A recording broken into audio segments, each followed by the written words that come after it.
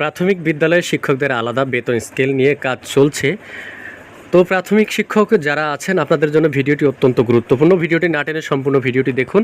আর আপনাদের কাছে রিকোয়েস্ট, আপনারা যারা আমার চ্যানেলটি এখনও সাবস্ক্রাইব করেনি, চ্যানেলটি সাবস্ক্রাইব করে পাশে থাকা বেল বাটনটি বাজিয়ে রাখুন। এরকম সকল তথ্য সবার আগে আপনারা পেতে পারেন। তো চলুন আমরা দেখে আসি যে আজকের ভিডিওতে কি থাকছে। সরকারি প্রাথমিক বিদ্যালয়ের সহকারী শিক্ষকদের আলাদা বেতন স্কেল নিয়ে কাজ চলছে বলে জানিয়েছেন প্রাথমিক ও গণশিক্ষা মন্ত্রণালয়ের উপদেষ্টা অধ্যাপক ডক্টর বিধান রঞ্জন রায় পোদ্দার। শনিবার 19 এপ্রিল অর্থাৎ সকালে মাগুরা শহরে জেলা অডিটোরিয়ামের প্রাথমিক শিক্ষার মানোন্নয়নের বিভিন্ন স্টেক হোল্ডারের সঙ্গে মত বিনিময়ের সঙ্গে সাংবাদিকদের এক প্রশ্নের জবাবে তিনি কথা বলেন। উপদেষ্টা বলেন, আমরা আরও বেশি সহকারী শিক্ষক নিয়োগ দেব।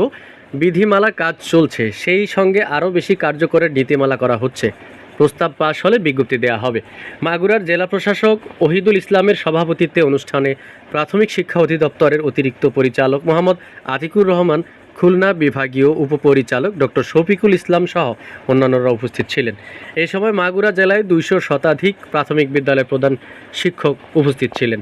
তো ভিউয়ার্স, আমরা প্রাথমিক বিদ্যালয়ের শিক্ষক যারা আছেন অবশ্যই তাদের জন্য একটি সুখবরই বলা যায়।